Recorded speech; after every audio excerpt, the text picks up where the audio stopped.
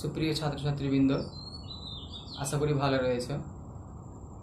তোমাদের সামনে একটি নতুন অধ্যায় নিয়ে উপস্থিত। সেই অধ্যায়টির নাম হচ্ছে বর্জ্য ব্যবস্থাপনা, যাকে ইংরেজিতে বলা হয় ওয়েস্ট ম্যানেজমেন্ট। এই যে আমরা প্রতিদিন বিশেষ করে নিত্য প্রয়োজনীয় কাজকর্মের মাধ্যমে কিছু সাময়িক কালের জন্য অপ্রয়োজনীয় বস্তু বা পদার্থকে বিশেষ করে উৎপাদন করে থাকি, সেইগুলি নিয়ে আলোচনা। প্রথমে আসছি বর্জ্য ব্যবস্থাপনা। যেহেতু চ্যাপ্টারের নাম, সেহেতু বর্জ্য সম্পর্কে কিছু জানি। আসলে এই বর্জ্য কি, আমরা প্রত্যেকেই জানি যে বিভিন্ন ধরনের কাজকর্ম আমরা করে থাকি পৃথিবীতে বাঁচার জন্যে। এই কাজকর্মের মাধ্যমে কিছু কিছু বস্তু উৎপন্ন হয়, যে বস্তুটি সাময়িক কালের জন্য আমাদের কাছে অপ্রয়োজনীয় হয়ে পড়ে। এই অপ্রয়োজনীয় বস্তুগুলোই হচ্ছে বর্জ্য, যাকে ইংরেজিতে বলা হয় ওয়েস্ট। বর্জ্যগুলোকে আমরা বিশেষ করে ময়লা, আবর্জনা, গার্বেজ এইগুলো নামে বলে থাকি। তো যাই হোক, এই প্রকার বস্তুগুলোই হচ্ছে বর্জ্য। বর্জ্য কিন্তু সম্পূর্ণরূপে আমাদের কাছে অপ্রয়োজনীয় নয়। বর্জ্য কোনো কোনো মানে আমাদের সাময়িক কালের জন্য অপ্রয়োজনীয়, হয়তো মানে কিছুক্ষণের জন্য, বা একটি কাজের জন্য অপ্রয়োজনীয়, অন্য একটি কাজের জন্য সেটা কিন্তু প্রয়োজন হতেই পারে।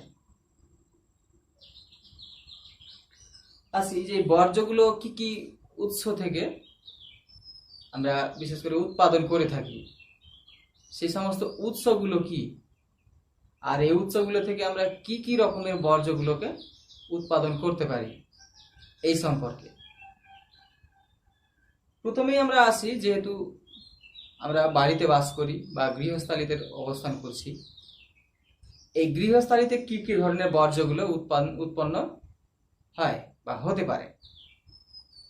যেমন আমরা প্রতিনিয়ত বিশেষ করে বিভিন্ন ধরনের সবজির খোসা বা বিভিন্ন ধরনের হয়তো সবজির উচ্ছিষ্ট বস্তু, পদার্থগুলো আমরা উৎপাদন করে থাকি। তারপরে মাছের বিভিন্ন অংশ, তারপরে আমরা বিশেষ করে আমাদের যে পয় প্রণালী রয়েছে, যেমন বিশেষ পয় প্রণালীর ভিতরে আমাদের যেমন ময়লা, মলমূত্র, সাবান, শ্যাম্পু, সোডা, এইরকম ধরনের বর্জ্যগুলো জলের মাধ্যমে যেতে পারে। বিশেষ করে কিছু হালকা গ্যাসীয় পদার্থ গৃহস্থালিতে উৎপন্ন হয়ে যেতে পারে, যেমন আমাদের রান্নার সময়, জীবাশ্ম জ্বালানির সময় হয়ে থাকে। বিশেষ করে গৃহস্থালী বর্জ্য কি, এরকম দুই মার্কের একটা প্রশ্ন আসতেই পারে। যে আমাদের দৈনন্দিন বিশেষ করে কাজকর্মের মাধ্যমে গৃহস্থালিতে যে সমস্ত বর্জ্যগুলো উৎপন্ন হয়, এমন বর্জ্যগুলোকেই গৃহস্থালী বর্জ্য বলা হয়। গৃহস্থালিতে কিন্তু বিশেষ করে তিন রকমের বর্জ্য উৎপন্ন হতে পারে। কঠিনও হতে পারে, তরলও হতে পারে, আবার গ্যাসীয় হতে পারে। কঠিনগুলো কি, যে আমাদের এই গৃহস্থালিতে যে সমস্ত কঠিন বস্তুগুলো উৎপন্ন হয়, বিভিন্ন ধরনের সবজির খোসাগুলো, তারপরে রয়েছে আমাদের কাঁচ, প্লাস্টিক, কাগজ, খড়, এইগুলো কঠিন বস্তু। তারপরে তরলগুলো রয়েছে, যেমন পয় প্রণালীর আমাদের মাধ্যমে যে সমস্তগুলো হয়, মল মূত্র, সাবান, শ্যাম্পু, এইরকম বর্জ্যগুলো গৃহস্থালী থেকেই হয়। গ্যাসি এগুলো বিভিন্ন রান্নার কাজে, বিশেষ করে জীবাশ্ম জ্বালানি ব্যবহার, সে বিভিন্ন আমরা খড়ই জ্বালাই না কেন, অথবা আমরা বিভিন্ন গ্যাস ব্যবহার করি না কেন, বা কয়লাই ব্যবহার করি না কেন, হয়ে থাকে। তিন রকমের বর্জ্য বিশেষ করে গৃহস্থালী থেকে হয়ে থাকে। এক্ষেত্রে বিশেষ করে কঠিন বর্জ্য পরীক্ষাতে আসতেই পারে, এইটুকু পরে আসছি, আগে এইটুকু সম্পর্কে বলি। শিল্পজাত বর্জ্য, যাকে ইন্ডাস্ট্রিয়াল ওয়েস্ট বলা হয়। শিল্প জাত থেকেও এই কঠিন, তরল, এই গ্যাসীয় পদার্থগুলো, বর্জ্য পদার্থগুলো তৈরি হয়ে আসতে পারে বিশেষ করে, বা উৎপন্ন হতে পারে। একটু বলি কঠিন বর্জ্য কি, এরকম করে পরীক্ষাতে আসতে পারে। এটা হচ্ছে বর্জ্যের প্রকৃতি অনুসারে বা ভৌত বৈশিষ্ট্য অনুসারে 3টি ভাগে ভাগ করা হয়, বিশেষ করে কঠিন, তরল আর বর্জ্য পদার্থ। বিশেষ কঠিনগুলো বুঝতেই পারছো, যে সমস্ত বস্তুগুলো, বর্জ্যগুলো কঠিন প্লাস্টিক, রাবার, কাঁচ, বিভিন্ন ধরনের কাঠ, সবজির খোসা, এইরকম ধরনের বর্জ্যগুলোকে বলছে কঠিন। তারপরে রয়েছে তরল বর্জ্য, বুঝতেই পারছো, তরল আকারে জলের সঙ্গে মিশ্রিত হয়ে যায়, এমন ধরনের বর্জ্যগুলোকে বলছে তরল বর্জ্য। যেমন অ্যাসিড, লবণ, বাইফিনাইল, ইথার, এগুলো হচ্ছে তরল বর্জ্য। আর পয় প্রণালীর ধোয়া, বিভিন্ন ময়লা, মিশ্রিত জল, এগুলো তরল বর্জ্য। গ্যাসীয় বর্জ্য, গ্যাসীয় sulphur dioxide, carbon dioxide, carbon monoxide, nitrous oxide, যে বাতাসে মিশছে, এই ধরনের কিছু গ্যাসীয় বর্জ্য। তো এই 3 প্রকার বর্জ্য কিন্তু শিল্পজাত বর্জ্য থেকে উৎপন্ন হতে পারে। যে শিল্পজাত যে সমস্ত আমরা কাজকর্ম করে থাকি, এগুলি থেকে যে সমস্ত বর্জ্যগুলো উৎপন্ন হয় সেগুলিকে শিল্পজাত বর্জ্য বলা হয়। যেমন কঠিন শিল্পজাত বর্জ্যগুলোর ভিতরে আমাদের প্লাস্টিক, রাবার, বিভিন্ন ধরনের কাগজ হতে পারে শিল্পজাত কারখানায়। যেমন মানে বিশেষ ছাঁট লোহা, ছাঁট প্লাস্টিক, এরকম। তারপরে বিষয়ের উপরে পারদ, সীসা, দস্তা, এইরকম বিশেষ করে কঠিন বর্জ্যগুলো আসতে পারে শিল্প কারখানা থেকে। তরল বর্জ্যগুলো আসতে পারে, মানে অ্যাসিড, বিভিন্ন ধরনের, তারপর লবণ, তারপরে বাইফিনাইল, এইরকম তরল বর্জ্যগুলো জলের সঙ্গে, বিশেষ করে নদী বা পুকুরে গিয়ে, শিল্পজাত কারখানা থেকে পুকুরে গিয়ে মিশে।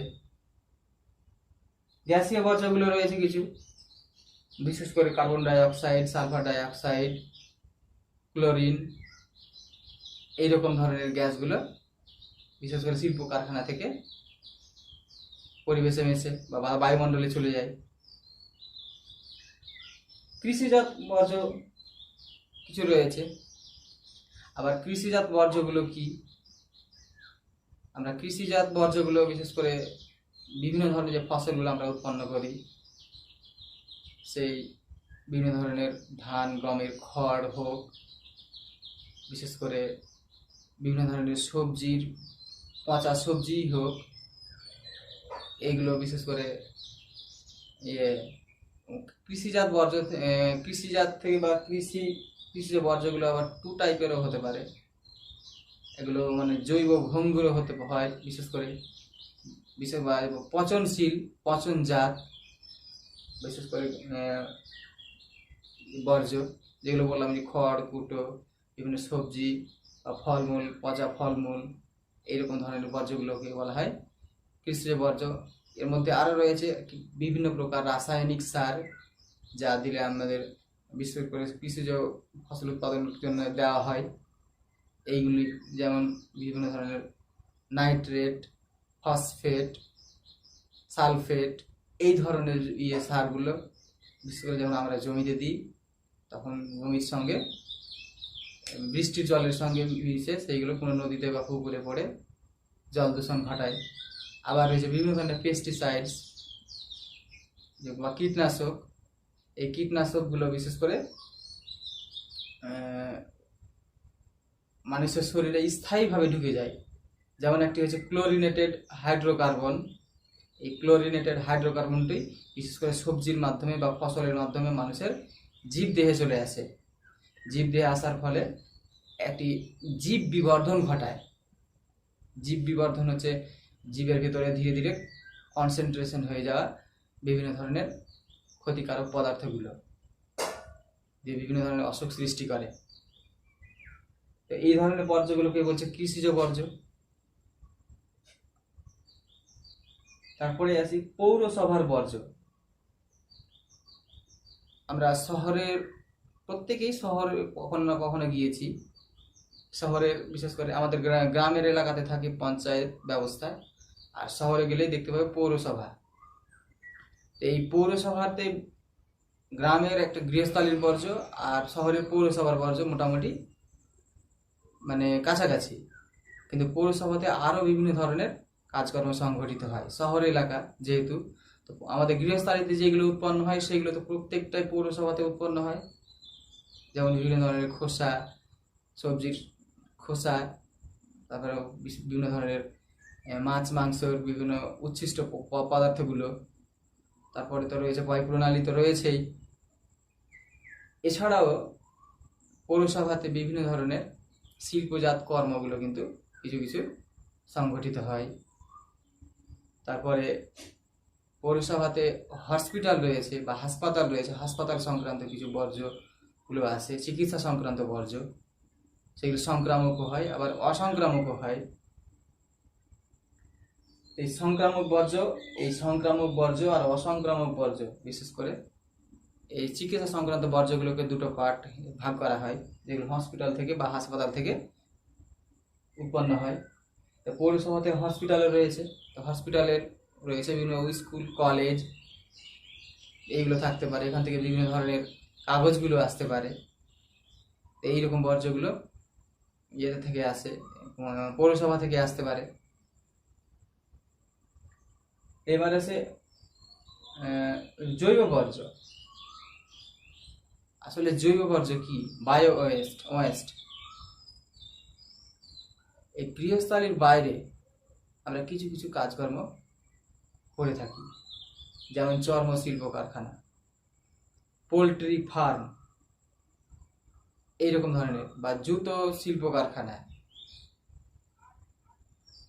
এইগুলি থেকে প্রচুর পরিমাণ বিভিন্ন ধরনের প্রাণীর দেহ বা দেহাংশ, চামড়া ইত্যাদি পচে যায়।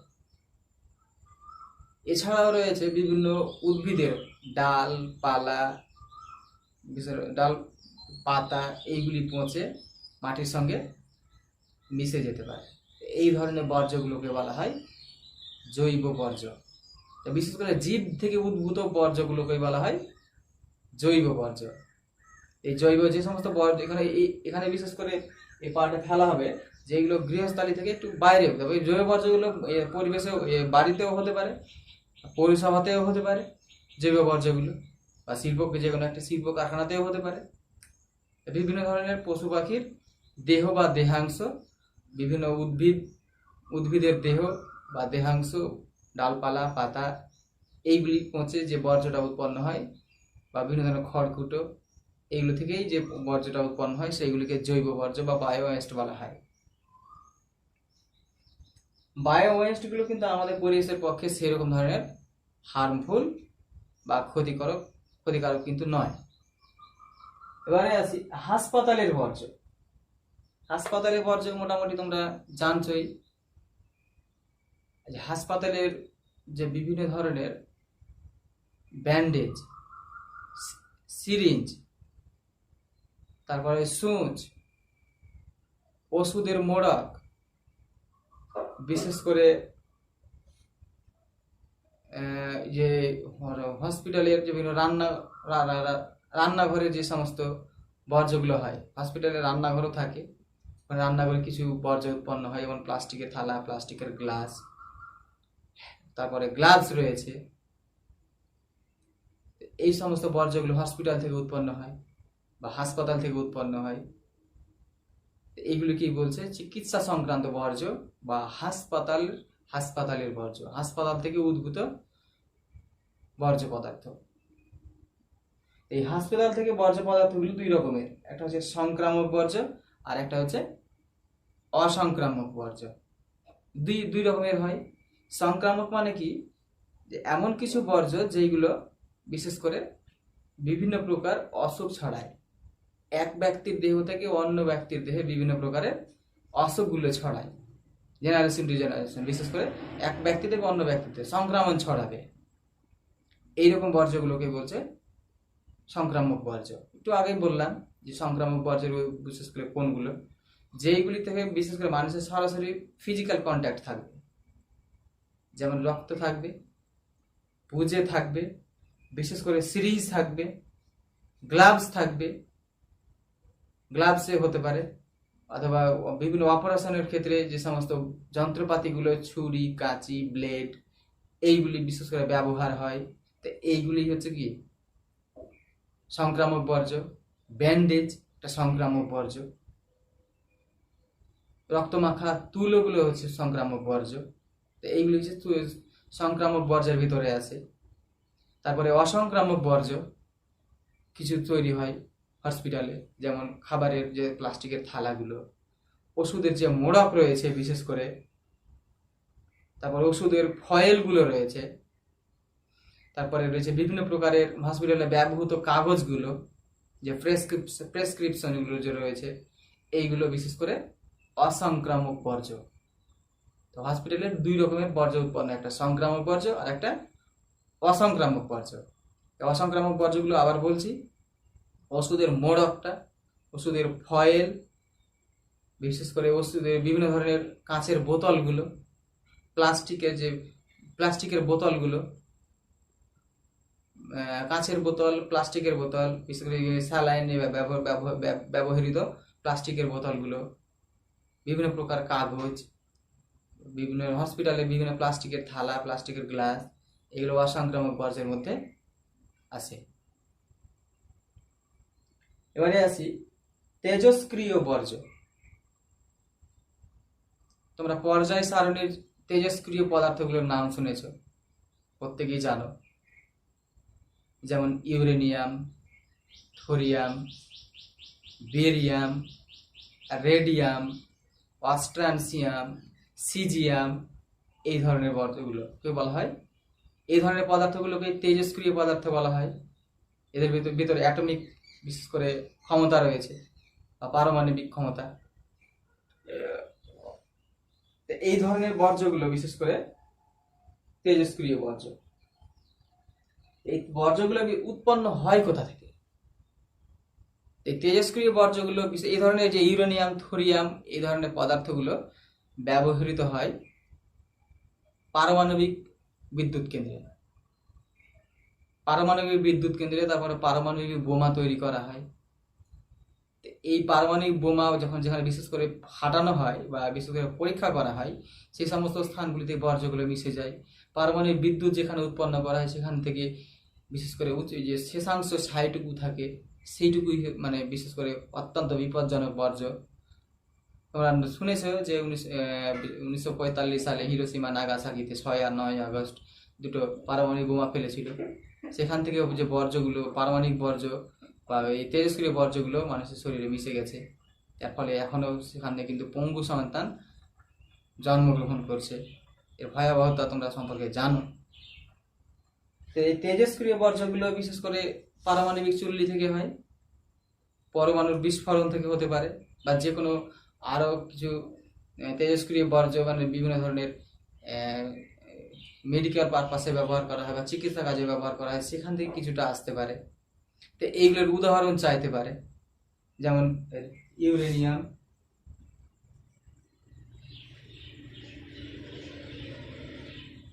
(235, 238) এরকমগুলো আসতে অ্যান্সার থাকতে পারে। চাইবে তোমাদের কাছে একটি তেজস্ক্রিয় বর্জ্যের উদাহরণ দাও। তারপরে রয়েছে সিজিয়াম 137, অস্ট্রানসিয়াম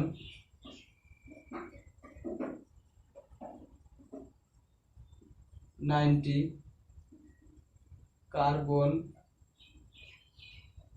14, তারপর রেডিয়াম, বেরিয়াম, এই ধরনের পদার্থগুলোকে বলা হয় মানে বিশেষ করে তেজস্ক্রিয় বর্জ্য। এই তবে বর্জ্যের উৎসগুলো সম্পর্কে মোটামুটি আমরা জানলাম। এইগুলো 5 মার্কের পরীক্ষাতে আসতেই পারে, যে বর্জ্যের বিভিন্ন প্রকার উৎসগুলি সম্পর্কে আলোচনা করো। তখন কিন্তু প্রত্যেকটার উৎস দিতে হবে। এই প্রত্যেকটার এইটুকু অংশ, এই 7টি বিশেষ করে রয়েছে, এই উৎস 7টি পয়েন্ট দিতে হবে, এবং এখান থেকে কী কী ধরনের বর্জ্যগুলো উৎপন্ন হয় সেইগুলি বিশেষ করে 2-3টে করে মিনিমাম 2-3টে, ম্যাক্সিমাম যতটা দেওয়া সম্ভব হয় এইগুলো কিন্তু কিন্তু কিন্তু উদাহরণে দিতে হবে। এবারে আসি এই বর্জ্যটুকু সম্পর্কে। এই বর্জ্যটুকু তোমরা মোটামুটি ভাবে বুঝে গেছো, তবুও বলি যে বর্জ্য বিভিন্ন প্রকার, মানে বর্জ্য সমূহ, এইগুলি থেকে একটা প্রশ্ন কিন্তু পরীক্ষাতে অবশ্যই আসবে। বিশেষ করে 2 মার্ক তো অবশ্যই আসবে, 3 মার্কেও আসতে পারে। মিনিমাম 2, ম্যাক্সিমাম 3, এখানে যে সমস্ত বর্জ্যগুলো লেখা আছে এইগুলি থেকেই। তো কঠিন বর্জ্য, এটা মোটামুটি ভাবে বলা হয়েই গেছে যে সলিড ওয়েস্ট, যে সমস্ত বর্জ্যগুলো কঠিন আকারে আমরা পাই, যেমন প্লাস্টিক, কাঁচ, রাবার, বিভিন্ন ধরনের কাঠ, কাগজ, বিভিন্ন ধরনের ফলের বা সবজির খোসা, এইগুলি কি বলছে কঠিন বর্জ্য। কঠিন বর্জ্যগুলো আবার কিছু জৈব ভঙ্গুর হতে পারে, কিছু জৈব অভঙ্গুর হতে পারে। জৈব ভঙ্গুর, জৈব অভঙ্গুর একটু পরে বলছি জিনিসটাগুলো কি। তরল বর্জ্য, তরল বর্জ্য যেগুলো সাধারণত লিকুইড আকারে যায়, বিশেষ করে তেল, মোবিল, গ্রিজ, চর্বি, এইরকম ধরনের বর্জ্য পদার্থগুলোকে বলছে তরল বর্জ্য। বিশেষ করে এই তরল বর্জ্যগুলো উৎপন্ন হয় কিছু গৃহস্থালিতে হয়, যেমন চর্বি, শিল্পজাত কারখানায় তৈরি হয়, বিশেষ করে গাড়ির গ্যারেজে যে তেলগুলো তৈরি হয়, বিশেষ করে এক্সট্রা তেল, মোবিল, গ্রিজ, এইগুলো বিশেষ করে গ্যারেজে উৎপন্ন হয়। এইগুলো হচ্ছে তরল বর্জ্য। গ্যাসীয় বর্জ্য, যে সমস্ত বর্জ্যগুলো বিশেষ করে আমরা গ্যাসীয় আকারে পাই, গ্যাসীয় বর্জ্যগুলো সম্পর্কে আমরা জানি। Carbon dioxide, carbon monoxide, sulphur carbon ডাই অক্সাইডকে গ্যাসীয় বর্জ্যের ভিতরে সেরকম ফেলা হয় না, কিন্তু কার্বন মনোক্সাইড রয়েছে, carbon monoxide, sulphur dioxide, chlorine, এগুলো বিশেষ করে যেমন সিএফসি, এগুলো গ্যাসীয় বর্জ্য। তারপরে কিছু মিথেন, এগুলো গ্যাসীয় বর্জ্যের মধ্যে পড়ে। তো গ্যাসীয় বর্জ্যগুলো বিশেষ করে কলকারখানায় বেশি পরিমাণে উৎপন্ন হয়, বিভিন্ন যানবাহন, কলকারখানায় উৎপন্ন হয়। আবার দাবানলের সময়ও কিন্তু গ্যাসীয় বর্জ্যগুলো উৎপন্ন হতে পারে। এবার আসি বিষাক্ত বর্জ্য। এই বিষক্রিয়তার উপর নির্ভর করে বর্জ্যগুলোকে আবার দুভাগে ভাগ করা হয়ে থাকে, বিষাক্ত বর্জ্য আর একটা হচ্ছে বিষহীন বর্জ্য। তো ব্যাপারটা বুঝতেই পারছো যে কিছু কিছু বর্জ্য আমাদের শরীরের বা পরিবেশে বিভিন্ন প্রকারের অসুখ ছড়ায়, একবার শরীরে ঢুকে গেলে ও সারা শরীরে কিন্তু ব্যাপক আকারে, বিপজ্জনক আকারে ক্ষতি করে দিতে পারে।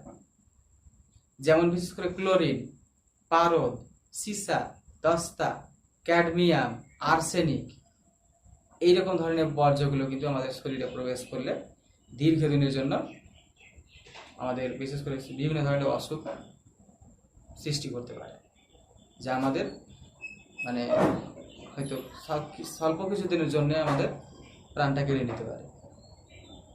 স্বল্প পরিমাণ বর্জ্য প্রচুর সংখ্যক প্রাণী, উদ্ভিদ বা মানুষের জীবনহানির কারণ হয়ে দাঁড়াতে পারে। এই ধরনের বর্জ্যগুলোকে বলছে বিষাক্ত বর্জ্য। বিষাক্ত বর্জ্যের উৎসগুলো বিভিন্ন ধরনের শিল্প কারখানা হয়ে থাকে, যানবাহন হয়ে থাকে, আবার হসপিটালও হয়ে থাকে। যে সমস্ত সংক্রামক বর্জ্যগুলো রয়েছে সেইগুলো আবার বিষাক্ত বর্জ্যের মধ্যে পড়ে যায়। তো বিষাক্ত বর্জ্যগুলো যে সমস্ত বর্জ্য বিশেষ করে পরিবেশে বিভিন্ন ধরনের বিষক্রিয়তার সৃষ্টি করে উদ্ভিদ, প্রাণী ইত্যাদির উপর, এই ধরনের বর্জ্যগুলোকে বিষাক্ত বর্জ্য বলা হয়। উদাহরণ এভাবেই দিবেই, আর্সেনিক, বিশেষ আর্সেনিক, পারদ, সীসা, দস্তা, বিভিন্ন ধরনের তেজস্ক্রিয় বর্জ্য পদার্থগুলো আবার বিষাক্ত বর্জ্য। সংক্রামক বর্জ্যগুলো বিষাক্ত বর্জ্যের মধ্যে পড়ে। তারপরে বিষহীন যে বর্জ্যগুলো রয়েছে, এই বিষহীন বর্জ্য এবার বুঝতেই পারছো যে সমস্ত বর্জ্যগুলো বিশেষ করে পরিবেশে মিশে যেতে পারে, যেমন বিভিন্ন ধরনের ডালপালা, বিভিন্ন ধরনের সবজি খোসা, বিভিন্ন খড় কুটো, কাগজ, এই ধরনের বর্জ্যগুলোকে বলা হয় বিষহীন বর্জ্য। প্লাস্টিকও কিন্তু বিষযুক্ত বা বিষাক্ত বর্জ্যের মধ্যে পড়ে। তাই বিষহীন বর্জ্যগুলোর ব্যাপারটা বুঝতেই পারছো। গৃহস্থালিতে যে সমস্ত বর্জ্যগুলো উৎপন্ন হয় তার বেশিরভাগটাই বিষহীন বর্জ্যের। সংক্রামক বর্জ্য, অসংক্রামক বর্জ্য, এগুলো তো মোটামুটি বলা হয়েই গেছে, বুঝে গেছো। যে সমস্ত বর্জ্য পদার্থগুলো বিশেষ করে সংক্রমিত হয়, এক ব্যক্তিতে অন্য ব্যক্তিতে বিভিন্ন ধরনের অসুখগুলো ছড়াতে পারে, এই ধরনের বর্জ্যগুলোকে বলছে সংক্রামক বর্জ্য। সংক্রামক বর্জ্যগুলো বিশেষ করে হসপিটালে বা হাসপাতালে উৎপন্ন হয়, যেমন রক্তমাখা তুলো, রক্ত, পুজ, সিরিঞ্জ, গ্লাভস, বিভিন্ন ধরনের অপারেশনে ব্যবহৃত ছুরি, কাঁচি, ব্লেড, এই ধরনের বর্জ্যগুলোকে বলছে সংক্রামক বর্জ্য। অসংক্রামক বর্জ্য বুঝে গেছো। অসংক্রামক যতগুলো বিশেষ করে পরিবেশে উৎপন্ন হয় গৃহস্থালিতে, এগুলো অসংক্রামকের ভিতরেই পড়ে, কিন্তু যেহেতু সংক্রমণ কথাটা রয়েছে সেই জন্য অসংক্রামক কথাটি ওই হসপিটালের সঙ্গেই যুক্ত হবে। যে সমস্ত বর্জ্যগুলো বিশেষ করে মানুষের শরীরে সংক্রমণ ঘটাতে পারে না, এমন ধরনের বর্জ্যগুলোকে অসংক্রামক বর্জ্য বলা হয়। এর উদাহরণগুলো আগেই বলে দিয়েছি। ওষুধের মোড়ক, ওষুধের ফয়েল, ওষুধের বিশেষ করে হসপিটালে ব্যবহৃত ওষুধের বিভিন্ন ধরনের বোতল, কাঁচের বোতল, প্লাস্টিকের বোতলগুলো, তারপরে যে বিভিন্ন ধরনের থালা, রান্নাঘরের বিভিন্ন ধরনের বর্জ্যগুলো, এগুলো অসংক্রামক।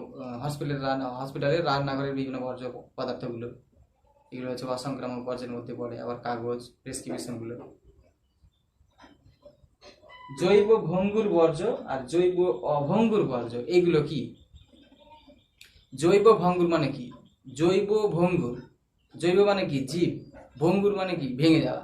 জীব দ্বারা যে সমস্ত বর্জ্যগুলো ভেঙে যেতে পারে, বা জীবাণু বিশেষ করে যে সমস্ত বর্জ্যগুলো নিজে থেকেই পচে যেতে পারে, পচে পরিবেশে মিশে যেতে পারে। আসলে অতি ক্ষুদ্র ক্ষুদ্র জীবাণুগুলো সেই বর্জ্যের উপর ক্রিয়া করে মাটিতে মিশিয়ে দিতে পারে। যেমন বিভিন্ন ধরনের উদ্ভিদ প্রাণীর দেহাংশগুলোকে, দেহ বা দেহাংশগুলোকে বিশেষ করে পরিবেশে পচে মিশে যেতে পারে।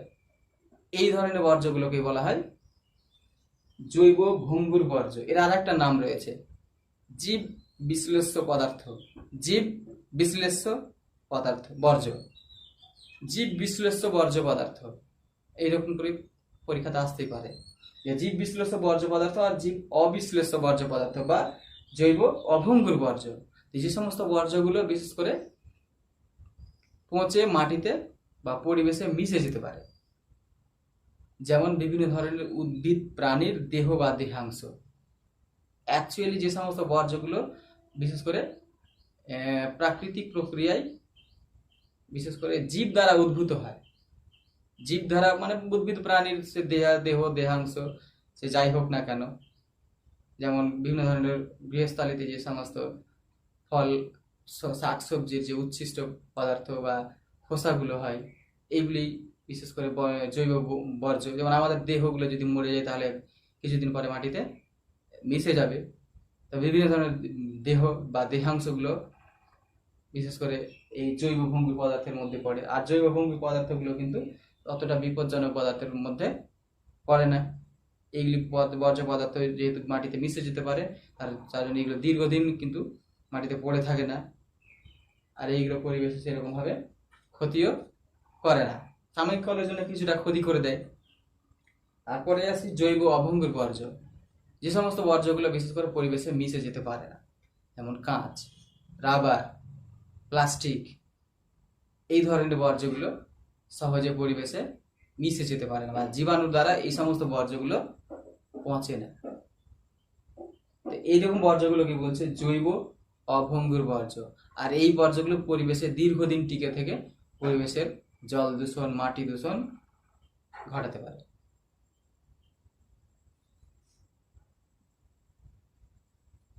এরপরে আসি বিপজ্জনক বর্জ্য। বিপজ্জনক বর্জ্য কথাটার সঙ্গে না জানি একটা মানে সবার ভিতরে ভয় ঢুকে আছে, ভয়, যাকে হ্যাজারডাস ওয়েস্ট বলা হয়। হ্যাজার্ড কথাটি এসছে। হ্যাজার্ড কথাটি বিশেষ একটা ইংরেজি শব্দ, যার অর্থ বিশেষ করে দুর্যোগ, এই ধরনের বর্জ্য পদার্থগুলো দুর্যোগ নিয়ে আসবে, একসঙ্গে প্রচুর সংখ্যক মানুষের বিশেষ করে মৃত্যুর কারণ হয়ে দাঁড়াবে।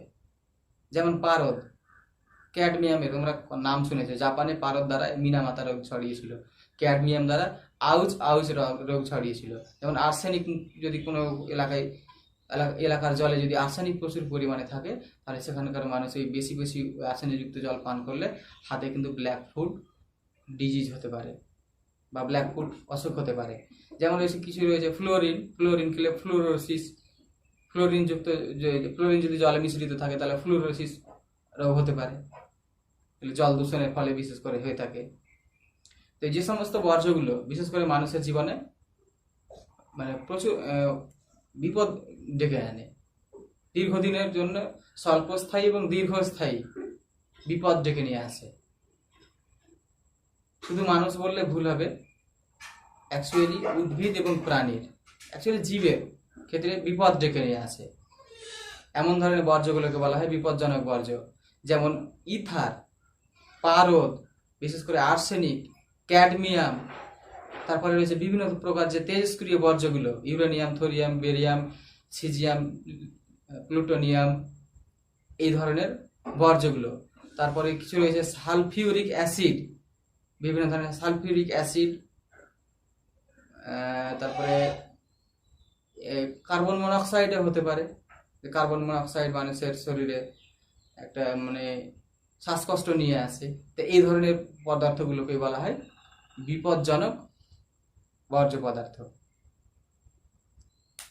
এরপরে আসি ই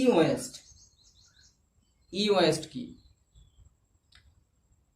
মানে ইলেকট্রনিক ওয়েস্ট। ইলেকট্রনিক কথাটা বুঝতেই পারছো, বৈদ্যুতিক যন্ত্রপাতি। বিশেষ করে যে আমরা যেমন আমাদের দৈনন্দিন জীবনে প্রচুর সংখ্যক বর্জ্য বিশেষ করে উৎপন্ন করে থাকি ওই বৈদ্যুতিক যন্ত্রপাতির মাধ্যমে, যেমন টিভি, কম্পিউটার, ল্যাপটপ, রেডিও, বিভিন্ন ধরনের mobile phone, AC, fridge, fan, bulb, তার, এই ধরনের বর্জ্যগুলোকে বলা হয় ই ওয়েস্ট বা ই বর্জ্য। আর ই বর্জ্য উৎপাদনে আমাদের ভারতবর্ষের মধ্যে প্রথম স্থানে রয়েছে মুম্বাই নগরী, বা যে আমাদের ক্যাপিটাল শহর রয়েছে বা মূলধনের রাজধানী মুম্বাই, সেই মুম্বাই শহর হচ্ছে এই ই ওয়েস্ট উৎপাদনে ভারতবর্ষে প্রথম স্থান অধিকার করেছে। যাই হোক, আজকে এই পর্যন্তই। এইগুলো খুব সহজ প্রশ্ন, এর ভিতর থেকে 3 মার্কের প্রশ্ন অবশ্যই একটা আসবে। সংক্রামক বর্জ্য, অসংক্রামক বর্জ্যের মধ্যে পার্থক্য, জৈব ভঙ্গুর, জৈব অভঙ্গুর বর্জ্যের মধ্যে পার্থক্য, এরকম করে পার্থক্য আসতে পারে এবং আসবে। যদি তোমরা এই সংক্রামক বর্জ্য, অসংক্রামক বর্জ্য, জৈব ভঙ্গুর বর্জ্য, জৈব অভঙ্গুর বর্জ্য বা জীব বিশ্লেষ্য বর্জ্য পদার্থ, জীব অবিশ্লেষ্য বর্জ্য পদার্থ, এই 4টে করলে এখান থেকে কিন্তু 2 মার্কের একটা প্রশ্ন একদম 100% কমন থাকে। এখানে শুধুমাত্র কমন দেখলে হবে না, সমগ্র অংশটুকুই জানো। যেহেতু বর্তমানে পৃথিবীটা একটা গার্বেজে পরিণত হয়েছে, একটা ডাস্টবিনে পরিণত হয়েছে পুরো পৃথিবীটা। এই পুরো পৃথিবীকে এই ডাস্টবিন থেকে তুলে আমাদের নির্মল বিশেষ করে পৃথিবী বা পরিবেশ গড়ে তুলতে হবে, যেটা আমাদের আশু কর্তব্য। তার জন্য এই বিশেষ করে অংশগুলো আমাদের জানা খুবই জরুরি, যাতে আমরা বর্তমান সভ্যতাকে টিকিয়ে রাখতে পারি এবং ভবিষ্যৎ প্রজন্ম যারা আছে তাদের কাছে এই স্বাভাবিক পৃথিবীটা আমরা দান করতে পারি। যাই হোক, আজকে এই পর্যন্তই। এর পরের দিন বাকি অংশ নিয়ে আলোচনা হবে।